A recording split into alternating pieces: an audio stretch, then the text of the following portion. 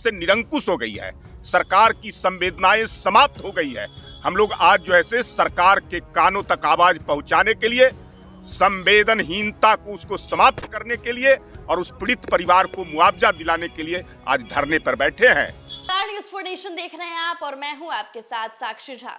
लखीसराय में हुए गोलीकांड को लेकर अब भाजपा बिहार सरकार को लगातार घेर रही है। इसी कड़ी में आज लखीसराय में भाजपा द्वारा महाधरना दिया जा रहा है और इसी में भाजपा के पूर्व विधायक प्रेम रंजन पटेल ने बिहार सरकार पर जमकर निशाना साधा है। उन्होंने कहा है कि बिहार सरकार की जो संवेदना है वो पूर्णतः समाप्त हो चुकी है।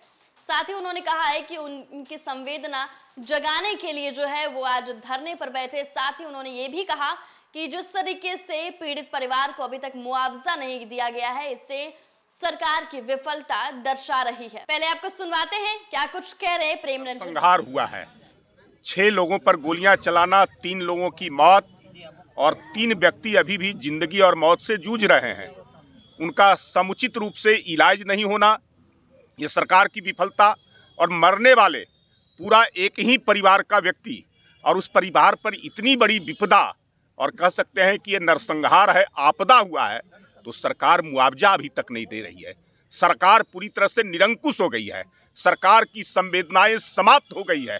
हम लोग आज जो है सरकार के कानों तक आवाज पहुंचाने के लिए, संवेदनहीनता को उसको समाप्त करने के लिए और उस पीड़ित परिवार को मुआवजा दिलाने के लिए आज धरने पर बैठे हैं। सत्ता पक्ष के लोग कह रहे हैं कि विपक्ष राजनीति कर रही है। अब भाई सत्ता पक्ष को जो है उस पीड़ित परिवार के साथ खड़ा होना चाहिए, उसको मुआवजा मिलना चाहिए। हम तो मांग कर रहे हैं कि आज जो जिसकी मौत हुई है, जिस परिवार पर इतनी बड़ी विपदा और आपदा आई है, उसके साथ सरकार को खड़ा होना चाहिए। तो हम इसमें राजनीति क्या कर रहे हैं?